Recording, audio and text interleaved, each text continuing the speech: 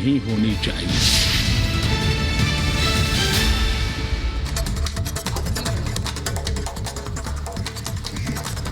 नमस्कार, स्वागत है आपका। मैं हूं आपके साथ अनामिका पांडे, प्रियंका शर्मा मेरे साथ हैं और तमाम मेहमान हमारे साथ जुड़े हैं। प्रेम कुमार जी राजनीतिक विश्लेषक हैं, चारू प्रज्ञा बीजेपी की प्रवक्ता इस वक्त हमारे साथ जुड़ गई हैं और सौरभ दुबे भी लगातार राजनीतिक विश्लेषक हमारे साथ जुड़े हुए। लेकिन इस वक्त बड़ी खबर है प्रियंका, बड़ी खबर अपने दर्शकों को बता दें। देखिए, महिला आरक्षण के हवाले से ये बड़ी खबर आ रही है। कई महिला सांसद जो हैं वो इसमें हिस्सा लेंगी। चर्चा में कई महिला सांसद हिस्सा लेंगी। निर्मला सीतारमण इस चर्चा में हिस्सा लेंगी, स्मृति ईरानी, दिया कुमारी हिस्सा लेंगी, अपराजिता सारंगी, सुनीता दुग्गल भी हिस्सा लेंगी और साथ ही विपक्ष की तरफ से अगर देखें तो सोनिया गांधी भी चर्चा में हिस्सा लेंगी। तो बड़ी खबर आपको बता रहे हैं, महिला आरक्षण बिल पर चर्चा लोकसभा में सुबह 11 बजे से शुरू होने जा रही है। और हमारे साथ लगातार मेहमान जुड़े हुए हैं। अब चारू प्रज्ञा का रुख कर लेते हैं प्रियंका। चारू जी, अभी आप हमारे साथ जुड़ी हैं, इसके पहले एक राउंड हमारा हो चुका है, हम बातचीत कर चुके हैं। महिला आरक्षण बिल पर 11 बजे से बहस शुरू हो जानी है, लेकिन सवाल यही है कि भाई विरोध इस बात पर है कि आरक्षण में कोटा क्यों नहीं दिया जा रहा है। वो ये कह रहे हैं बीजेपी ने पहले ये मांग की थी। जी, ऐसा है अनामिका जी, और हमको एक टेक्निकलिटी समझनी पड़ेगी इस आरक्षण की, और इसको छाप के दिया गया है, सबके पास ये कागज पहुंचा है। कहा ये गया है कि जितनी जनरल सीट्स हैं उसमें से 1/3 सीट्स महिला की हो गई और जितनी रिजर्व सीट्स हैं SC ST के लिए उसमें से भी 1/3 सीट सब महिलाओं की हो गई।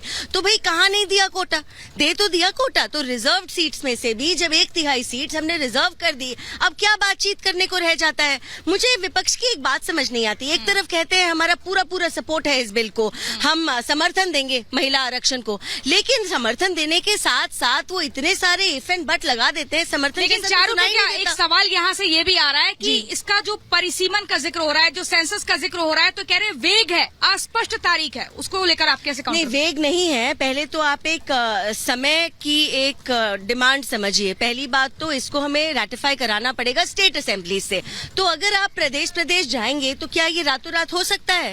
नहीं हो सकता। इतना बड़ा हमारा देश है और पहले पता तो कर लें देश में कितनी महिलाएं हैं, उसके बाद ही तो 1/3 सीट सब रिजर्व करेंगे। जवाब देते चारू। अच्छा, यहाँ से प्रेम कुमार जी, देखिए, पहले जाकर पता तो कर लें कितनी महिलाएं हैं, जनगणना कर लें, परिसीमन कर लें। इतनी जल्दबाजी क्यों, ताकि ठीक ठाक से सबको मिल जाए ना।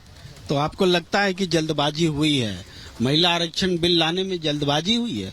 2010 में राज्यसभा में पारित हुआ, सेंसस तो 2011 का है। आप 2011 का सेंसस लेने के बजाय इसको ऐसी स्थिति में डाल रहे हैं 2024 में लागू ही नहीं होगा। ये महिलाओं के साथ सीधे धोखा है, चीटिंग है। चुनाव के समय उनका रिवर्स गिफ्ट जो है वोट लेने के लिए, ये दिखावे का गिफ्ट है। इस बात को समझिए, महिलाओं को ठगा जा रहा है। सबसे ज्यादा मूर्ख क्या महिलाएं हैं कि उनके लिए बिल पारित होगा और बिल डिपेंड करेगा लिमिटेशन पर, लिमिटेशन डिपेंड करेगा सेंसस पर और सब सारी चीजें। बात सुनिए, वन नेशन वन इलेक्शन इसीलिए लाने की कोशिश की जा रही है कि भाई सारे देश में चुनाव एक साथ हो जाएं, जिससे महिलाओं का अधिकार मिल सके। प्रज्ञा चारू जी अगर गलत हूं मैं, और लोगों को उनका अधिकार मिल सके। तो वैसे तो चुनाव अभी होने हैं, लोकसभा चुनाव होगा, उसके बाद महाराष्ट्र में चुनाव है, हरियाणा में चुनाव है, वो कह रहे हैं वहां पर इसको लागू कर देंगे। चर्चा में फिर लौटेंगे, लेकिन इस बीच बड़ी खबर दिल्ली से आ रही है, दर्शकों को बता देते हैं। सर्वे ऑफ इंडिया के कर्मचारी की हत्या के मामले में खुलासा हो गया। अनीश कर्मचारी है जो उसी ने